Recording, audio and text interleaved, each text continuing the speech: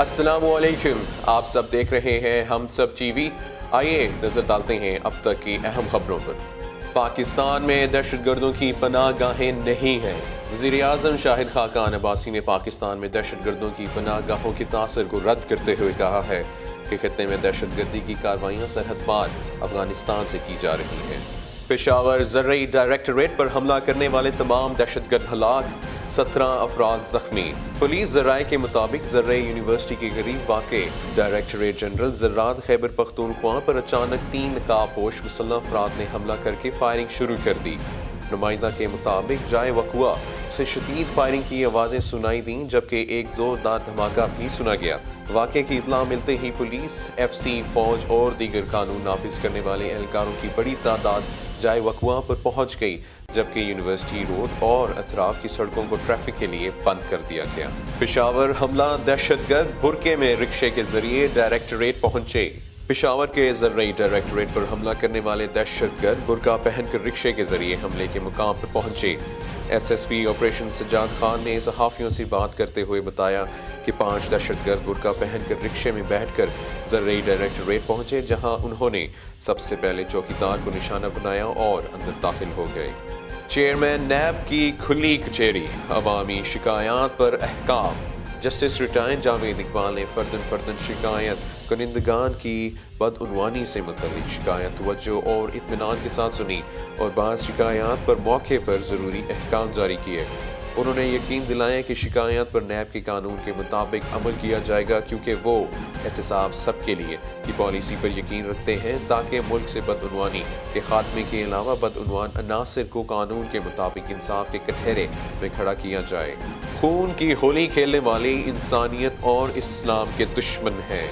Chairman Tehreek Insaf Imran Khan نے پشاور حملے کی مذمت کرتے ہوئے کہا ہے کہ خون کی ہولی کھیلنے والی انسانیت اور اسلام کے دشمن ہیں۔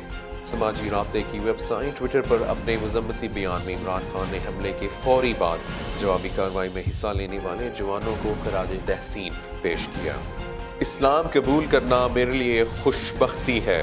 جنوبی افریقہ کے رکن پارلیمنٹ اور سابق صدر نیلسن منڈیلا کے پوتے مانڈلا منڈیلا کا کہنا ہے کہ اسلام قبول کرنا ان کے لیے خوش بختی ہے۔ مانڈلا منڈیلا گزشتہ روز پاکستان کے دورے پر لاہور پہنچے، جہاں انہوں نے مینار پاکستان پر ہونے والے تاجدار ختم نبوت کانفرنس سے خطاب کیا۔ سپریم کورٹ نے کٹاس راج مندر پر پنجاب حکومت کی رپورٹ مسترد کر دی۔ سپریم کورٹ نے چکوال میں کٹاس راج مندر کا تالاب خشک ہونے سے متعلق از خود نوٹس کیس میں چیئرمین متروکہ املاک بورڈ صدیق الفاروق کو طلب کرتے ہوئے انہیں مندروں کی بحالی پر اخراجات کی تفصیلات کے ساتھ پیش ہونے کا حکم دیا ہے۔ جنوبی وزیرستان میں دھماکے سے 5 افراد جاں بحق۔ جنوبی وزیرستان کے علاقے سپنگئی برون میں دھماکہ ہوا، جس کے نتیجے میں امن کمیٹی کے رہنما ولی جان سمیت 5 افراد جاں بحق ہو گئے۔ دھماکے کے بعد سیکیورٹی فورسز نے علاقے کو گھیرے میں لے لیا۔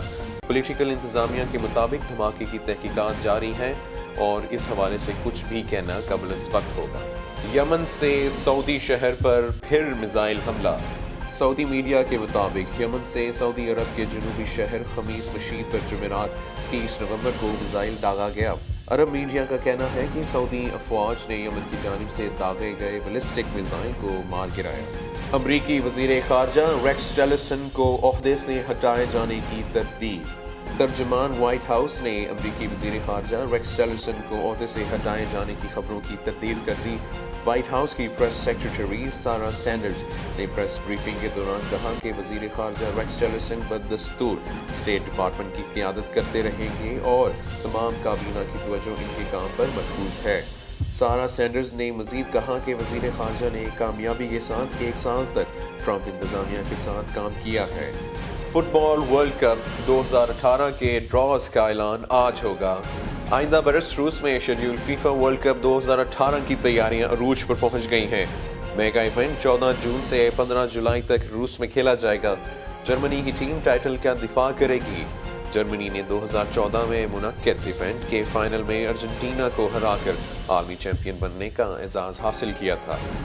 اور اب بات کریں گے موسم کی۔ ملک کے بیشتر حصوں میں بنیادی طور پر موسم سرد اور خشک رہے گا۔ یہ تھیں اب تک کی اہم خبریں۔ مزید خبروں کے لیے دیکھتے رہیے ہم سب ٹی وی۔